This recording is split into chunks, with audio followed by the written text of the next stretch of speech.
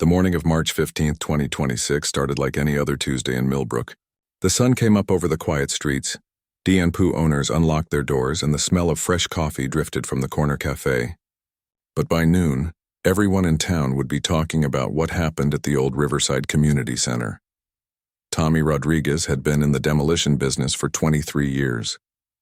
He'd torn down factories, shopping malls, and countless old buildings. Nothing really surprised him anymore. Or so he thought.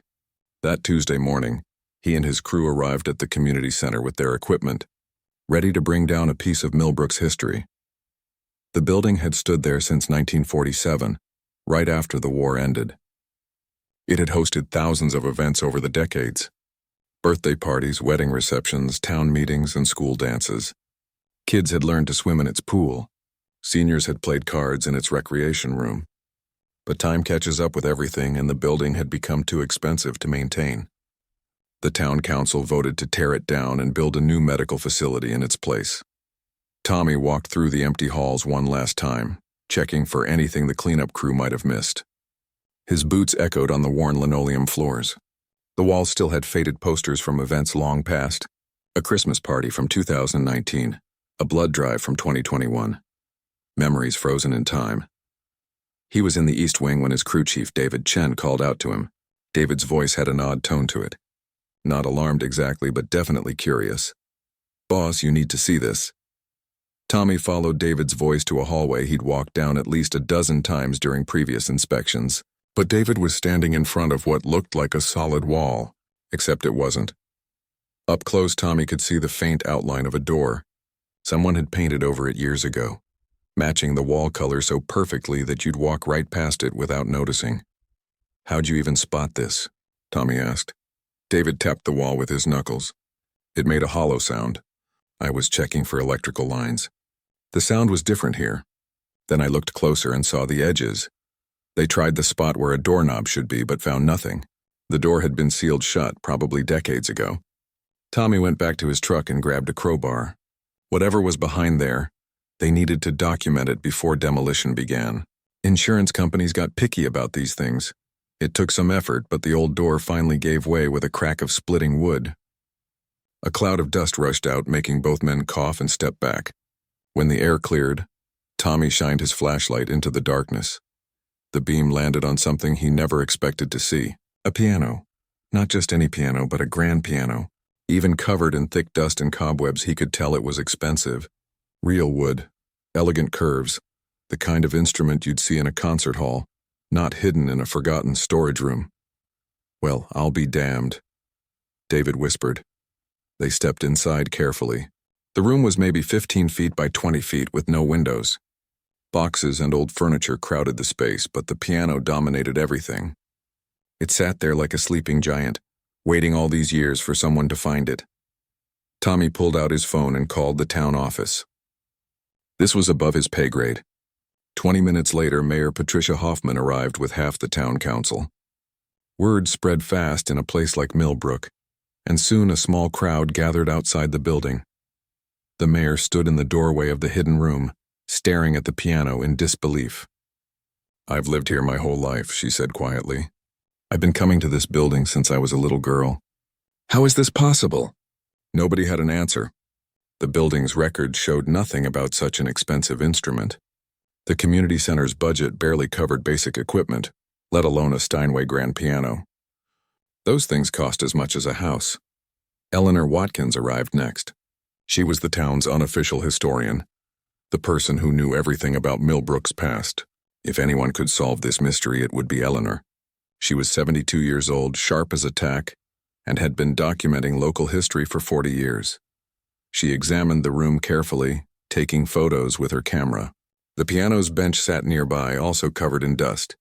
Old music stands leaned against the wall. Eleanor opened the bench carefully and found yellowed sheet music inside. The paper crumbled at her touch. "This has been here a very long time," she said. "Look at the dust patterns. Decades at least. Maybe since the 60s or 70s one, but why?" Mayor Hoffman asked. "Why would someone hide a piano like this?" "That's what we need to find out," Eleanor replied. The crowd outside grew larger as word spread through town. People pressed close to the windows, trying to catch a glimpse of the mysterious piano. Old Mrs. Thompson, who was 89 and had attended the community center since it opened, pushed her way to the front. "Do you remember anything about this piano?" Eleanor asked her. Mrs. Thompson squinted into the dark room. "Can't say I do, dear. We had an upright piano in the main hall for years. Kids took lessons on it, but nothing like this. This is something special. The mayor made a decision. We're postponing demolition for 2 weeks. We need to figure out what this is and where it came from. Tommy, can you seal this room back up until we get some answers?" "Sure thing, Mayor." That evening, the story hit the local news. A TV crew from the nearest city drove out to film the hidden room and interview people. The footage showed Tommy and David opening the door again for the cameras. The dust cloud, the gleaming shape of the piano emerging from the darkness. Phone calls poured into town hall. Reporters wanted interviews. Piano experts offered to examine the instrument. People suggested wild theories. Maybe it had been stolen. Maybe it belonged to a famous musician. Maybe there was a treasure hidden inside it. Eleanor spent that entire evening in the town archives, going through old records, budget reports, meeting minutes, donation logs, anything that might mention a piano. She found nothing. It was as if the instrument had appeared out of thin air. The next morning, Eleanor returned to the community center. She wanted another look at that room in daylight. The mayor arranged for proper lighting to be set up. When Eleanor examined the piano more closely, she noticed something interesting. Carved into the wood on the underside of the keyboard cover were initials. CM, just 2 letters. But Eleanor knew they meant something. Someone named CM had owned this beautiful instrument. Someone had played it, loved it, and then hidden it away. But who and why? She ran her fingers gently across the dusty keys. They felt smooth and cold. This piano had been silent for so long. What music had it played? What songs had filled this now empty room? Eleanor pulled out her notebook and wrote down those initials. CM. It wasn't much, but it was a start. Every mystery begins with a single clue, no matter how small. As she left the building that afternoon, Eleanor couldn't shake the feeling that this piano held secrets. Important secrets. The kind that change how a town sees itself. She'd been studying Millbrook's history for decades, but maybe she didn't know everything after all. The forgotten piano had been found. Now came the harder part. Finding out why it had been forgotten in the first place. 3 days after the discovery, a van pulled up outside the Riverside Community Center. The side panel read Kowalski Piano Restoration in elegant gold letters. Robert Kowalski stepped out, carrying a worn leather toolkit that had belonged to his grandfather. He'd been restoring pianos for 30 years, but this call had intrigued him more than most. The mayor had explained the situation over the phone. A hidden Steinway, untouched for decades, found in a sealed room. Robert had worked on plenty of old pianos, but this story was different. There was mystery here, and mystery usually meant there was more to discover. Eleanor met him at the entrance. She'd barely slept since finding those initials. Her dining room table was covered with old newspapers, photographs, and documents from the town archives. So far, she'd found nothing about anyone with the initials CM who might have owned such a piano.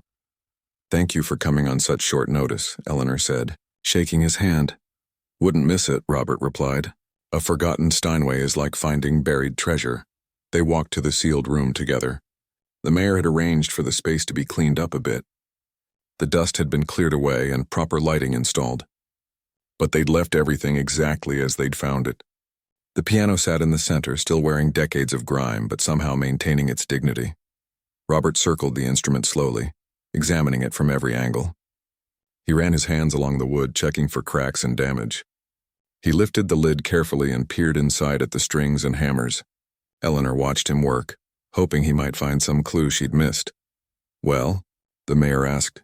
She'd been standing in the doorway, too anxious to leave. "It's a Model D," Robert said. "Steinway's concert grand.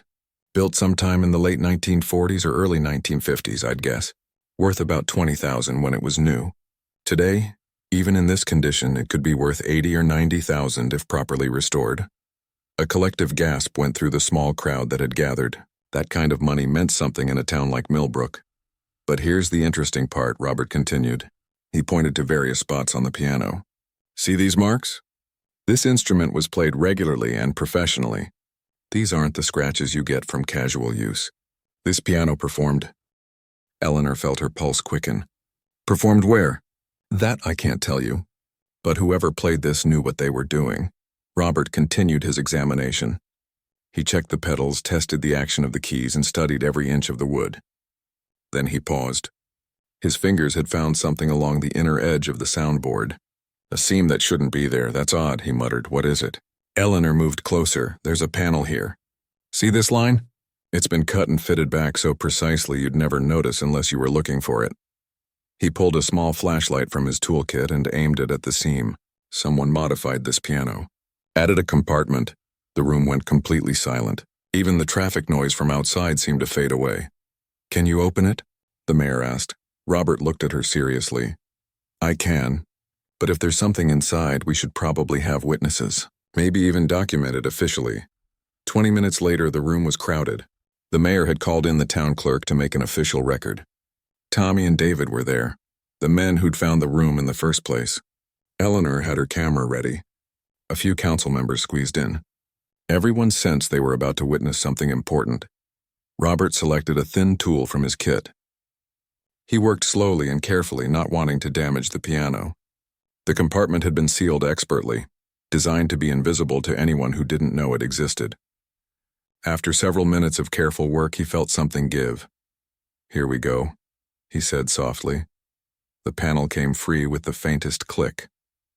Inside was a space about 2 feet wide and 6 inches deep, and it wasn't empty. Robert reached in carefully and pulled out a leather portfolio. The kind artists and musicians used to carry sheet music. The leather was dry and cracked with age, but intact. He placed it gently on a nearby table. Nobody spoke. Eleanor's hands trembled slightly as she opened the portfolio's brass clasp. Inside were papers, lots of them. Sheet music covered in handwritten notes, letters bundled with faded ribbon, photographs tucked between the pages. She lifted out the first photograph carefully. It showed a young woman sitting at a piano, her hands frozen mid-performance. She was beautiful, with dark skin and an elegant dress. The photo was black and white, slightly faded, but the woman's expression was captured perfectly. Intense concentration mixed with pure joy. This was someone who loved music more than anything. Eleanor turned the photo over. Written in pencil on the back were 4 words. Kate Morrison, Chicago, 1958. Kate Morrison, Eleanor whispered. CM. She pulled out more photographs. Kate at different pianos in different venues. Kate standing outside what looked like a jazz club, the marquee partially visible behind her. Kate with other musicians, all of them dressed in their finest. In every photo, she radiated talent and confidence. The letters were harder to read. The ink had faded and the handwriting was quick and flowing. Eleanor scanned through them, catching fragments of sentences. References to performances in New York. Mentions of recordings. Someone named William who seemed to write to her frequently. But it was the sheet music that stunned Robert. He'd seen a lot of musical compositions in his career, and he knew quality when he saw it. These weren't simple songs. They were complex jazz arrangements and classical pieces, original works with sophisticated harmonies and intricate melodies. The notations alone told him this woman was no amateur. These are remarkable, he said, carefully examining one composition titled Riverside Dreams. Whoever wrote these had serious training and real talent. Eleanor photographed everything carefully before touching it. Each letter, each piece of music, each photograph.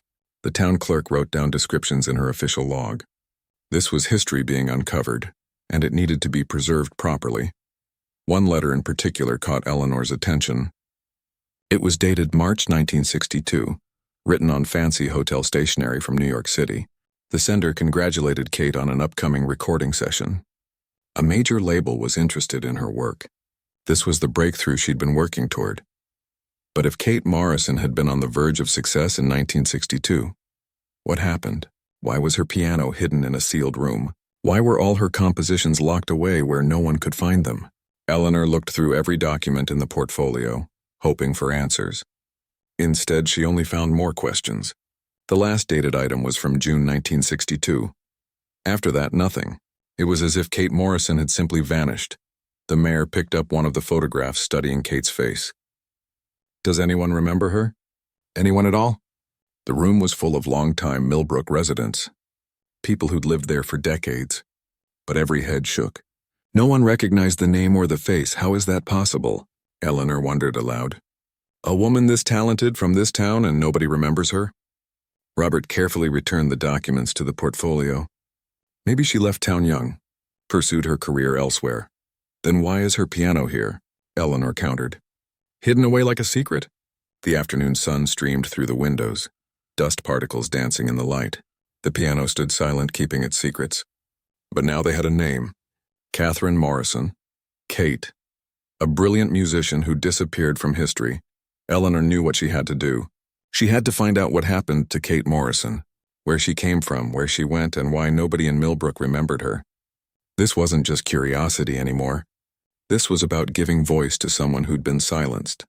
She gathered up her camera and notes. The search was just beginning, and Eleanor had a feeling the answers would change everything they thought they knew about their quiet little town. Eleanor barely touched her dinner that night. Her husband, George, had learned over 40 years of marriage when his wife was caught up in a research project. He quietly cleared the table around her papers and brought her coffee without being asked. The photographs of Kate Morrison were spread across the dining table, arranged in chronological order as best Eleanor could determine.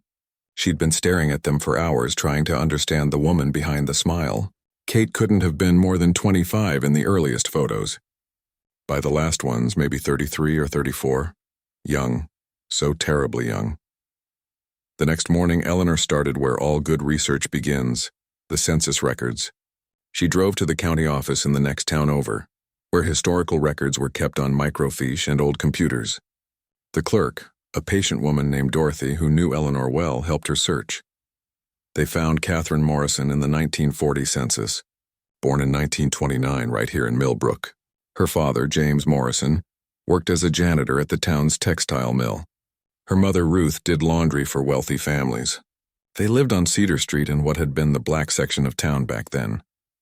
I remember Cedar Street, Dorothy said quietly. My grandmother used to tell me about it. Most of those houses were torn down in the urban renewal projects of the 70s. Eleanor felt a chill. Another piece of history erased. She kept digging. The 1950 census showed Kate had left Millbrook by then, but Eleanor found something interesting in the local newspaper archives. A small article from 1946, tucked away on page 7 of the Millbrook Gazette. Local girl wins music scholarship. The article was brief, just 3 paragraphs. Catherine Morrison, 17, had won a full scholarship to the Berkshire Music Conservatory.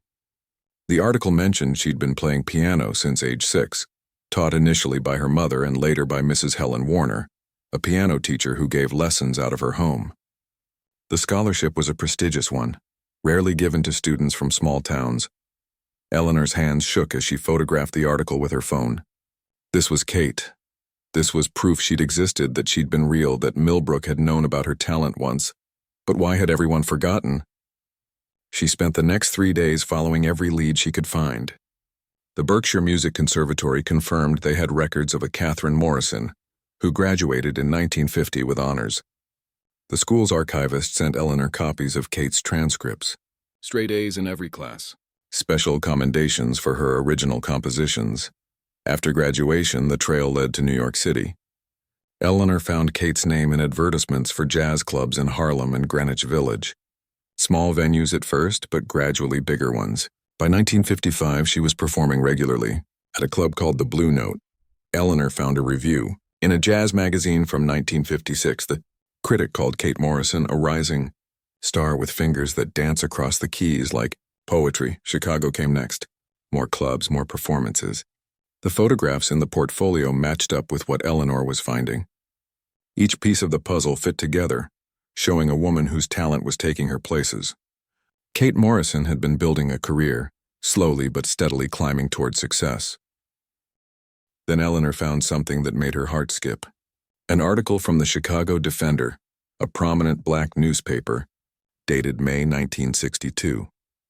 It announced that Catherine Morrison had signed with Riverside Records, a jazz label that had produced some of the era's most respected musicians. Her first album was scheduled to record in August 1962. She made it. Eleanor whispered to herself in the empty archive room. She actually made it, but if Kate had signed a record deal, why wasn't there an album? Eleanor searched every database she could access. No recordings by Catherine Morrison existed, not a single one. Something had gone terribly wrong between May and August of 1962. Eleanor drove back to Millbrook with a growing sense of dread. She went straight to the town hall and asked to see the death certificates. The clerk, understanding the urgency in Eleanor's voice, pulled the records without questions. There it was. Catherine Morrison died November 14, 1963. Age 34. Cause of death listed as pneumonia. Place of death, Millbrook Community Hospital. Eleanor sat down heavily in the clerk's office. Kate had come back. After all her success, after finally getting her big break, she'd come back to Millbrook. And she'd died here. Young, talented, on the verge of everything she'd worked for, and she'd died here. Are you okay? The clerk asked, concerned. Eleanor nodded, but she wasn't okay. None of this made sense. Why would Kate return to Millbrook just when her career was taking off? What happened in those months between signing the record deal and her death? She needed to find someone who actually remembered Kate, someone who'd been there, and Eleanor spent the next week tracking down anyone who'd lived in Millbrook during the early 1960s. Most of the older black families had moved away decades ago, scattered to bigger cities where opportunities were better. But she was persistent, making phone calls, sending emails, following every connection she could find. Finally, she got a response that mattered. A man named Joseph Morrison living in Philadelphia. He was 78 years old, and he was Kate's nephew. James Morrison's grandson. Eleanor called him immediately. Her hands trembled as she dialed. Hello? The voice was cautious, uncertain. Mr. Morrison? My name is Eleanor Watkins. I'm calling from Millbrook. I've been researching your aunt, Catherine Morrison. There was a long pause. Then, nobody's asked about Aunt Kate in over 60 years. We found her piano, Eleanor said, hidden in the old community center. And we found her music, her photographs, her letters. Mr. Morrison, your aunt was incredibly talented, but nobody here remembers her. I'm trying to understand why. Another pause.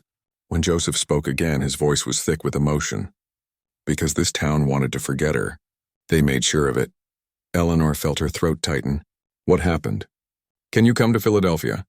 Joseph asked. This isn't a story for the phone.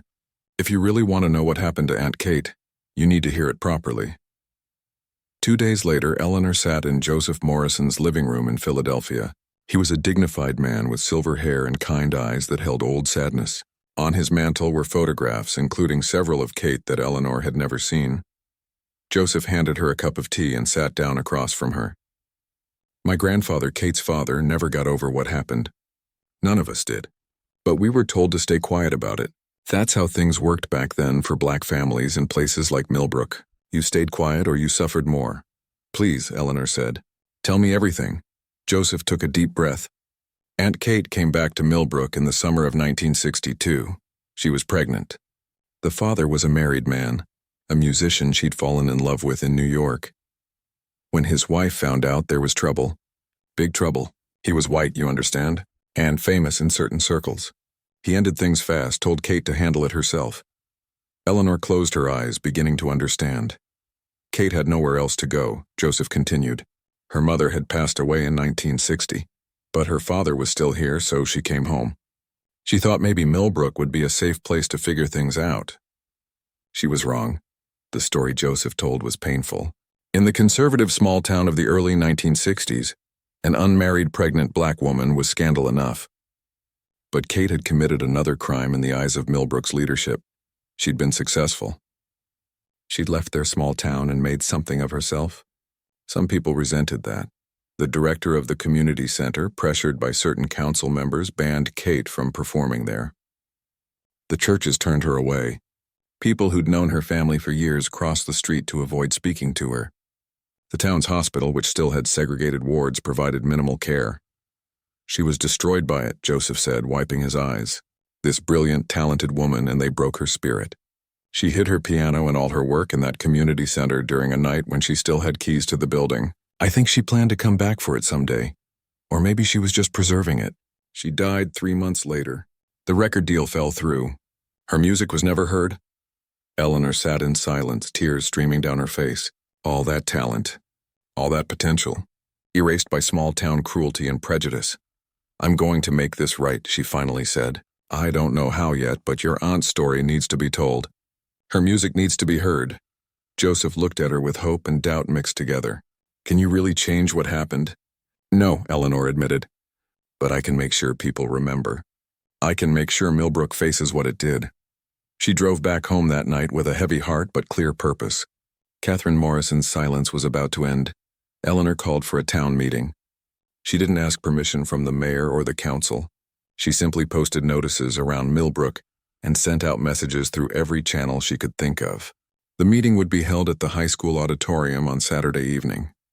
The topic, Catherine Morrison and the hidden piano. The mayor called her that afternoon. Eleanor, what are you doing? You can't just call a town meeting. I just did, Eleanor replied calmly, and people will come because they want answers. This town has a story it needs to hear. Saturday evening arrived with unexpected spring rain. Eleanor worried the weather would keep people away. She shouldn't have. By 7 o'clock, the auditorium was packed. Over 400 people filled the seats. Some she recognized. Others were faces she'd never seen before. People who'd driven from neighboring towns after seeing the news coverage. Joseph Morrison sat in the front row. He'd driven up from Philadelphia with his daughter and 2 grandchildren. Kate's family, finally returning to Millbrook after all these years. Eleanor stood at the podium, her notes trembling slightly in her hands. Behind her, a screen displayed a photograph of Kate at the piano, young and full of life. The room fell silent. Thank you all for coming, Eleanor began. 6 weeks ago, a demolition crew found something remarkable in the old community center. A piano that had been hidden away for over 60 years. Inside that piano were the life's work of a woman named Catherine Morrison. Tonight, I'm going to tell you who she was, and I'm going to tell you why this town forgot her. She started with Kate's childhood, the scholarship, the conservatory training, the slow rise through the jazz clubs of New York and Chicago. With each accomplishment, Eleanor showed photographs and documents. The audience watched in silence, seeing a story they'd never known existed. Then Eleanor reached the hard part. The part that made her voice catch. In 1962, Kate returned to Millbrook. She was pregnant and unmarried. The father of her child had abandoned her. She came back to the only home she knew, looking for support during the hardest time of her life. The auditorium was so quiet you could hear the rain against the windows. This town turned its back on her, Eleanor continued. She was banned from performing at the community center. She was shunned by people who'd known her family for generations. And when she became sick with pneumonia, the care she received at our hospital was inadequate at best. Eleanor paused, looking out at the faces in the crowd. Some people looked shocked. Others looked uncomfortable. A few older residents had tears in their eyes. Catherine Morrison died on November 14, 1963. She was 34 years old. Her music was never recorded. Her talent was never recognized. And this town erased her from its history so thoroughly that nobody remembered her name. Someone in the back stood up. It was Walter Jenkins, 86 years old, one of Millbrook's most prominent citizens. His family had lived here for 4 generations. I was on the town council in 1962, he said, his voice shaky. I remember when this happened. I remember the discussions. I was young then, just elected. I didn't speak up when I should have. I stayed silent, and I've carried that shame for 60 years. The admission sent ripples through the crowd. If Walter Jenkins was acknowledging this, it meant the story was true. It meant Millbrook really had done this terrible thing. Another person stood. Then another. Slowly, other older residents began to speak. Some remembered Kate's father, James, a quiet man who'd worked at the mill until his death in 1965. Some remembered hearing whispers about a scandal, but never knew the details. A few admitted they'd known the full story but chose to forget. Betty Crawford, 79, stood with tears streaming down her face. I was 17 in 1962. Kate used to babysit me when I was little before she left for music school. She was always so kind, always smiling. When she came back pregnant, my mother forbade me from speaking to her. I saw Kate at the grocery store one day, and I crossed the street to avoid her because I was told to. I was a coward. I've thought about that moment my whole life. Joseph Morrison stood and turned to face the audience. His voice was steady but filled with emotion. My aunt was one of the most talented musicians of her generation. Music professors from the university have examined her compositions. They say her work was extraordinary, decades ahead of its time. But talent doesn't matter if the world won't let you use it. Kate came back to Millbrook because she had nowhere else to go. This town could have supported her. Instead, it destroyed her. The room erupted in conversation. Some people were defensive, arguing that times were different back then, that you couldn't judge the past by today's standards. Others were angry, demanding to know how such cruelty could have happened in their town. Many simply sat in stunned silence, processing what they'd learned. Mayor Hoffman took the microphone. Her face was pale, her usual composure shaken. "This is painful to hear, but Eleanor is right. This is our history and we need to face it. The question now is, what do we do about it?" "We honor her," Joseph said firmly. "We make sure people know who Catherine Morrison was. We make sure her story isn't forgotten again." A young man in the middle section stood up. He was maybe 25, representing a generation that hadn't been alive when these events happened. "I moved to Millbrook 3 years ago. I chose this town because it seemed like a good place, a kind place. But if we don't acknowledge what happened here, if we don't make it right somehow, then what does that say about who we are now?" His words struck a chord. The conversation shifted from defensiveness to determination. People began suggesting ideas. A memorial, a scholarship fund, playing Kate's music publicly, ensuring her story became part of the town's official history. Robert Kowalski stood up from his seat near the back. "I've been working on the piano for the past 3 weeks. It's going to be beautiful when it's finished. That instrument deserves to be played again in Kate's honor." Dr. Lisa Chen, a music professor from the State University, raised her hand. She'd driven 2 hours to attend the meeting after Eleanor had sent her copies of Kate's compositions. "I'd like to propose something. My students and I want to record Catherine Morrison's music. We want to share it with the world. Her compositions deserve to be heard." The energy in the room changed. What had started as a painful reckoning was becoming something else. A community deciding to do better, to be better, but not everyone was ready to move forward. Harold Peterson, a council member, stood with his arms crossed. "This all happened over 60 years ago. Everyone involved is either dead or elderly. Why are we dredging up painful history? Can't we just move on?" Eleanor turned to face him directly. Because Catherine Morrison's music was silenced. Her story was erased, and if we don't tell it now, it stays erased forever. This isn't about punishing people who are gone. It's about recognizing what happened and making sure it never happens again. Joseph Morrison added quietly, "And it's about my aunt finally getting the recognition she deserved. Better late than never." The meeting lasted another 2 hours. Committees were formed. Plans were made. Not everyone left happy and not everyone agreed, but something important had shifted in Millbrook that night. The town had looked at its past honestly, perhaps for the first time. As people filed out into the rain, Eleanor stood by the door with Joseph. They watched families leaving, some still talking intensely, others walking in thoughtful silence. "Thank you," Joseph said, "for caring enough to dig into this, for bringing Aunt Kate back into the light." Eleanor squeezed his hand. "The hard part is over. Now comes the good part. Now we get to celebrate her." Outside, the rain was letting up. Through the clouds, a few stars were becoming visible. Somewhere in Millbrook, in a workshop, a beautiful piano was being carefully restored. Soon it would play again. Soon Catherine Morrison's music would fill the air. The silence was finally ending. 8 months had passed since that rainy town meeting. November arrived with crisp air and golden leaves covering Millbrook streets. The old community center was gone now, replaced by a modern building with clean lines and large windows. But the name carved into the stone above the entrance told everyone this wasn't just another medical facility. Catherine Morrison Community Health Center. Inside the lobby, positioned where everyone entering could see it, stood the restored Steinway grand piano. Robert Kowalski had spent 5 months bringing it back to life. Every key had been carefully adjusted. The wood had been cleaned and polished until it gleamed. The brass pedals shone like gold. It was magnificent. But what made people stop and stare wasn't just the piano. It was the display on the wall behind it. Photographs of Kate at different stages of her life, copies of her compositions under glass, news clippings about her performances. Her story, told in images and words preserved for anyone who wanted to know. At the bottom of the display was a plaque with a quote from one of Kate's letters. "Music is the only language that truly understands the human heart." Today was the dedication ceremony. Chairs had been set up in the lobby facing the piano. People started arriving early, not wanting to miss anything. The room filled quickly with a mix of faces. Longtime Millbrook residents sat next to newcomers, young families with children, elderly citizens who remembered the old days, reporters from newspapers and TV stations, and most importantly, Joseph Morrison and his family sitting in the front row where they belonged. Eleanor stood near the back, watching everything come together. She felt George's hand slip into hers. "You did this," he whispered. "You brought her back."